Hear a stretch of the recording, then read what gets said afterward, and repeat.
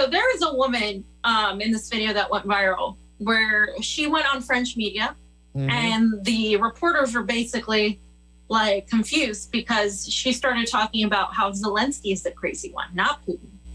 And we're going to watch these videos and we're going to talk about them. And they're basically going to reiterate what we've been talking about. And then we're going to show you some Zionist Nazis. But first, let's start with this woman in French TV. And of course, it's subtitled. So make sure you're watching it, Pasta. Vous avez vécu 25 ans là-bas et je crois comprendre que vous êtes en contact avec votre famille qui vivait à Kiev et qui a fui. C'est bien ça? Pas tout à fait, non. Et là, il n'a pas fui du tout. Alors, racontez-nous, alors, quelle est votre situation? Pour préciser un petit peu aussi, j'y reviens depuis 4 jours, en fait, de l'Ukraine. Bon, personne n'y croyait, ça c'est clair, dans ces événements-là. Alors, pour narrer un petit peu, parce qu'on dit un petit peu beaucoup de choses, exode, ceci, cela, pour narrer un petit peu le problème qui nous concerne, c'est que le conflit dure depuis 2014, ça on le sait. Il s'agit quand même de la population ukrainienne qui est martyrisée au quotidien, 2 millions de personnes, voilà. Que les problèmes de chauffage, c'est l'hiver, sont difficiles, le salaire moyen, voilà, vous m'entendez? Oui, très bien. Voilà. Pour se chauffer actuellement dans ces mois d'hiver, c'est plus de moitié que les ménages doivent consacrer à ça. Donc la vie est très très compliquée. Donc je vois pas qu'est-ce qu'on défend. Le président et le gouvernement fantoche là actuellement, que je trouve fantoche et pas du tout celui que Poutine soi-disant va mettre. Vous parlez moi, là de emporté contre tout ce qu'on entend là actuellement, les pauvres Ukrainiens, mais les pauvres Ukrainiens, ils y sont, avec ces gouvernements successifs, avec cette misère, avec cette économie délabrée. Elle parle de Zelensky. Oui, mais vous parlez de Zelensky, vous parlez de qui? Vous parlez des... De Zelensky, oui. Oui. Donc vous, Ukrainienne, vous considérez que Zelensky, le chef d'État dûment élu d'Ukraine, est à la tête d'un gouvernement fantoche? Fantoche, d'une chose, et puis la deuxième chose, c'est une personne pas du tout démocratique. Il y a quand même 4 chaînes oppositionnistes qui étaient fermées. Il y a des journalistes qui sont tués. On décrit ça pour la Russie, mais ça se passe aussi en Ukraine. Il y a quand même 4 journalistes qui sont tués depuis quelques années. Il y a tas de choses qui se passent qu'on ne sait pas et qu'on ne dit pas. Oui. Donc ce que vous dites, vous... Okay. Damn. Right. So again, you know, there are disappearing Ukrainian journalists. This is something that that always comes up in my discussion with one of my parents. Oh, the Russians disappear journalists. Oh, it seems like Zelensky is disappearing journalists. It seems like, in fact, that he isn't a democratic leader, that people are in disastrous economic situations. This is from a Ukrainian living there. I'll show you guys another Ukrainian in a minute, but let's continue. You see how they're flabbergasted? They're like, yeah. Are you talking about Putin? Or are you talking about Zelensky? She's talking about Zelensky. Yeah. That's the funny part, because they don't know shit about history, because they get their history from the mainstream media. That's why they're so caught off guard when they're like, what do you mean? Like, what do you mean? Like, if you just follow some real freaking news, then you know what's going on, not get your news from your other cronies who are just taking State Department talking points. So let's go ahead and play the next one. Il y a tas de choses qui se passent qu'on ne sait pas et qu'on ne dit pas. Oui. Donc ce que vous dites, vous... Attendez, ça m'intéresse. Ce que vous dites, vous, ukrainienne vivant en France et qui revient régulièrement en Ukraine, c'est que finalement les Occidentaux ont une vision un peu idéalisée avec le méchant ours russe et la gentille démocratie ukrainienne. Vous dites que c'est pas si simple que ça. C'est pas si simple, c'est pas tout noir et tout blanc d'un côté ou de l'autre. C'est quand même les Russes qui ont attaqué. Je pense que monsieur de il a l'air quand même voir les choses avant d'avoir une vision. Juste une chose. Les proches que vous connaissez, qui sont en votre famille, qui est aujourd'hui en Ukraine, j'imagine qu'elle traverse des heures difficiles et qu'elle est aussi en train de fuir ou de se déplacer devant l'avancée des troupes russes. Il reste à Kiev. C'est la première attendre sagement. Ils étaient empêchés aujourd'hui d'aller au bureau. Ah oui, ça c'est sûr. Les proches, Ah oui, ça, voilà, déjà, parce aujourd'hui, qu'il y avait des ils vont au bureau. embouteillages, mais sinon, Ils iront demain. C'est la première fois que j'entends qu'un gouvernement démocratiquement élu est un gouvernement fantoche. Mais enfin bon, Mais c'est pas tout le monde, c'est pas qu'on soit blanc ou noir. Mais c'est bien la Russie qui a attaqué ce matin. Est-ce que ça veut dire qu'il y a aujourd'hui à Kiev, je dis pas dans le Donbass, à Kiev, des Ukrainiens qui sont assez contents que les Russes interviennent? C'est ça que je dois comprendre de ce que vous me dites? absolument. Et puis le gouvernement aussi qui est élu démocratiquement, on ne sait pas du tout. Il y a des Ukrainiens aussi qui doutent de véracité de ces élections. Bon. Bien. C'est ce que je veux dire. On doute de beaucoup de choses. mais il faudrait peut-être dire des choses mises au point. Il y a eu une dérive sectaire de ce gouvernement. Moi, je veux bien l'entendre, monsieur de Gauchko, madame. Peut-être y a-t-il eu des dérives sectaires, peut-être il y a eu effectivement des assassinats de journalistes, mais je vous rappellerai qu'à Malte, on a aussi assassiné une journaliste. En Bulgarie, on a aussi assassiné des journalistes. Eh bien, c'est pas pour autant que on va envahir Malte, on va envahir la Bulgarie, voilà. Donc on n'est plus au temps de la Hongrie en 56, ou la Tchécoslovaquie en 68. Il y a un système judiciaire, peut-être est-il perfectible, mais rien ne peut venir justifier. Mais personne ne justifie. Personne ne justifie. Non. Ce soir, il y a beaucoup d'émoi et d'émotions parce que des gens sont morts en. Fam, you can't say that. I mean, it's hilarious, right? So the comeback is, oh, well, maybe there were some journalists assassinated there, but there are journalists that are assassinated everywhere. So, okay, so what? Like she's constantly saying, like we're suspect of the elections. This current Ukraine is not a democratic government. That Zelensky is a puppet. Whether or not the election was false or not, he doesn't have autonomy to rule like any other, real president with real control would. This is why it doesn't matter that he's Jewish and these people are neo-Nazis in the government. In fact, it kind of proves the point. Because he is powerless and he has been stripped of his power. And he's just playing along as woe is me. And they're going to cast Jeremy Renner to play him. Zelensky. I mean, this is a fucking joke. Zelensky, Could you just see the suit there, go gun on the phone? What freaking goddamn person booked the French lady on there that's freaking anti-Zelensky? What is wrong with you people? She's Ukrainian, but she's living in France. So, yeah. And the last part... Oh, go ahead. I was just going to say the thing that I liked before you play the next clip was kind of like, wow, is like there are people in Ukraine who are like happy of the Russian invasion. They're like, yeah, we want this crazy chaos out of here because like we said, Ukraine is one of the most poorest countries now in that region, but it's also one of the most corrupt. And there's got to be a lot of people who are like, we don't want this shit anymore. This is a puppet government over here designed for one thing. To poke the bear, which is the Russian bear, and we don't want it anymore. That's interesting. And the very last clip.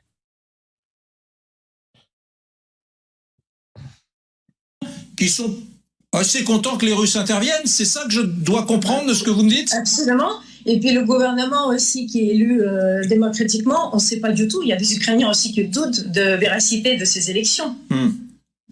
Bien. C'est ce que je veux dire. On doute de beaucoup de choses. Mais il faudrait peut-être dire des choses mises au point. Il y a eu une dérive sectaire de ce gouvernement. Moi, je veux bien l'entendre, monsieur de Gauchko, madame. Peut-être y a-t-il eu des dérives sectaires, peut-être il y a eu effectivement des assassinats de journalistes, mais je vous rappellerai qu'à Malte, on a aussi assassiné une journaliste. En Bulgarie, on a aussi assassiné des journalistes. Eh bien, c'est pas pour autant que on va envahir Malte, on va envahir la Bulgarie, voilà. Donc on n'est plus au temps de la Hongrie en 56, ou la Tchécoslovaquie en 68. Il y a un système judiciaire, peut-être est-il perfectible, mais rien ne peut venir justifier. Mais personne ne justifie. Personne ne justifie. Non. Ce soir, il y a beaucoup d'émoi et d'émotions parce que des gens sont morts en Ukraine. Alors, et dans le Donbass. Voilà, donc et dans le Donbass, si vous voulez, partout. Voilà, et que c'est difficile pour les gens d'entendre finalement ce système ukrainien, il n'était pas parfait, il était corrompu, et on tuait aussi des journalistes, etc. Sous-entendu, tant mieux. Donc, on ne voit pas devenir avec ce gouvernement-là actuel en Ukraine, au niveau économique, au niveau social. Ce gouvernement, pas un gouvernement démocratique. Oui. Enfin, là, oui, le truc, c'est qu'effectivement, comme dit Patrick Martin-Génier, si on n'est pas satisfait, on renverse le gouvernement par des biais d'élections, mais on n'a pas besoin d'une invasion russe pour changer les choses. Mais merci Victoria. Il y a eu un Mon général. en février 2014 contre un président général, élu. ouais. Rappelez-vous de ça quand même. Comment? En février 2014, il y a eu un coup d'État contre un président élu. Yeah. So again, nobody ever wants to talk about the coup. Like they don't ever want to mention the coup. It's as if that didn't happen. It's as if it doesn't matter. They brush it aside. It's not that important. Yeah, but there was a coup, but that doesn't mean Putin can just invade. Exactly. That's you know? so stupid. It's like, what are you talking about? He should just shut up and take an anti-Russian government put in there by the United States on his Twitter and just be quiet about it. Yeah, exactly. And so the other narrative that has been going along is like what I said before about Zelensky, right? He's a Jew, so that means that there's no way this Nazi stuff, it's propaganda, it's fake news. You're just spreading Putin's propaganda. So recently there's this new narrative that they're trying to spin. And according to Zelensky, the Holocaust Memorial site was bombed in Ukraine. And this is what he says, and this is from The Hill. It says the Holocaust Memorial site was bombed in Kiev amid Russia's invasion of Ukraine, according to Zelensky.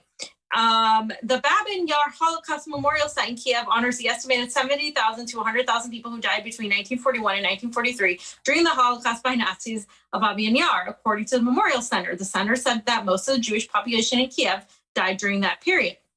To the world, what is the point of saying never again for 80 years if the world stays silent when a bomb drops on the same site of Babin Yar?